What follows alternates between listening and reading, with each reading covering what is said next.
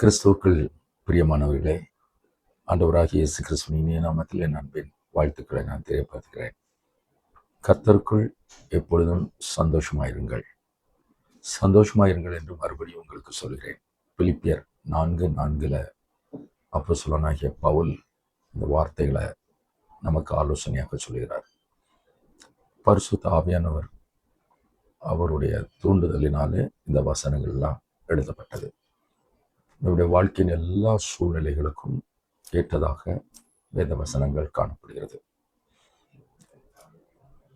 இருள் சூழ்ந்து இருக்கிற ஒரு சூழ்நிலையில் இந்த உலகத்தில் நாம் வாழ்ந்து கொண்டிருக்கிறோம். எப்பக்கம் பார்த்தாலும் ஏதோ ஒரு பிரச்சனை. இதன் மத்தியில் நாம் சந்தோஷமாய் இருக்க நாம் கற்றுக்கொள்ள வேண்டும். சந்தோஷமாய் இருக்கணும். அப்போதான் நமக்கு ஆரோக்கியமான ஒரு வாழ்க்கையை நாம் தொடர்ந்து காண முடியும். நாம் ஆரோக்கியமாக வாழணுங்கிறது தான் ஆண்டவருடைய சித்தம். வாய் விட்டு சிரித்தா நோய் விட்டு போகணும்னு ஒரு பழமொழி உண்டு.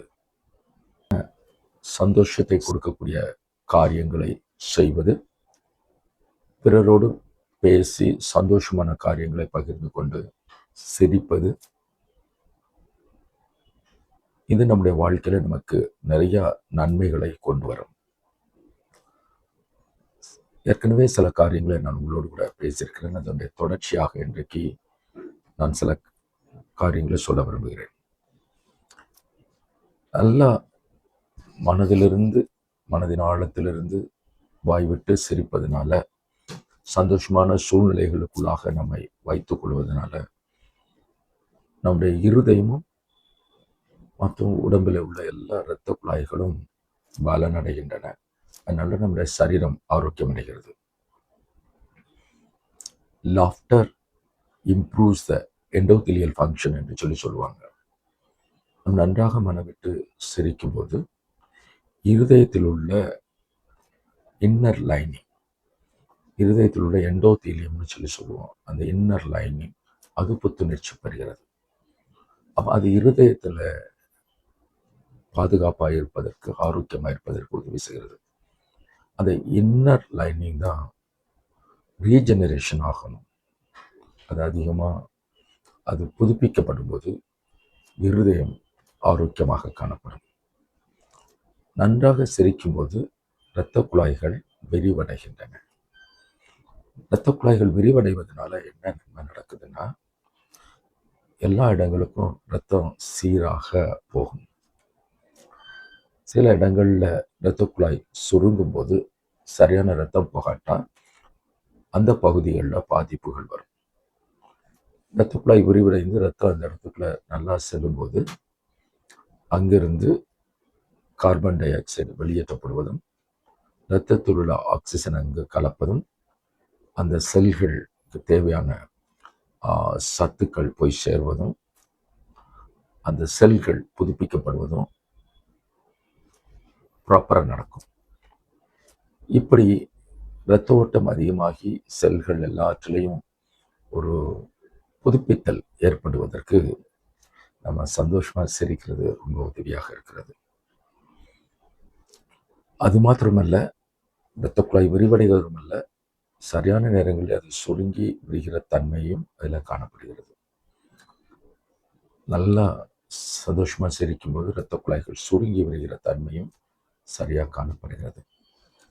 இரத்த குழாய் சுருங்கும்போது இருதயத்துக்கு இரத்தம் ரிட்டர்ன் ஆகுது. செல்களில் இருக்கக்கூடிய கார்பன் டை ஆக்சைடை எடுத்துக்கொண்டு ஆக்சிஜனை கொடுத்துட்டு, கழிவுகளை எடுத்துக்கொண்டு புத்துணர்ச்சியை கொடுத்துட்டு, நல்ல சத்துக்களை கொடுத்துட்டு, கழிவுகளை வெளியேற்றுவதற்காக இருதயத்தை நோக்கியும் சிறுநகரங்களை நோக்கியும் அது கொண்டு வர வேண்டும். கல்லீரலை நோக்கி கொண்டு வர வேண்டும். ஸோ இது இரத்தம் குழாய்கள் சுருங்கும் போது ஏற்படுவது. இரத்த குழாய்கள் விரியும் போது அந்தந்த பகுதிக்கு இரத்தம் போய் சேர்ந்து அங்கு சத்துக்கள் பரிமாறப்படுவது, கார்பன் டை ஆக்சைடை எடுத்துக்கொண்டு ஆக்சிஜனை கொடுப்பது போன்ற செயல்கள் ஒழுங்காக நடைபெறுகிறது. ஸோ இந்த காரியத்தினால நம்முடைய சரீரத்தின் ஒவ்வொரு பகுதியும் நாம் சந்தோஷமாய் சிரிக்கும்போது, மனதார சிரிக்கும்போது அது இந்த செயல்பாடுகளை ஊக்கப்படுத்துகிறது.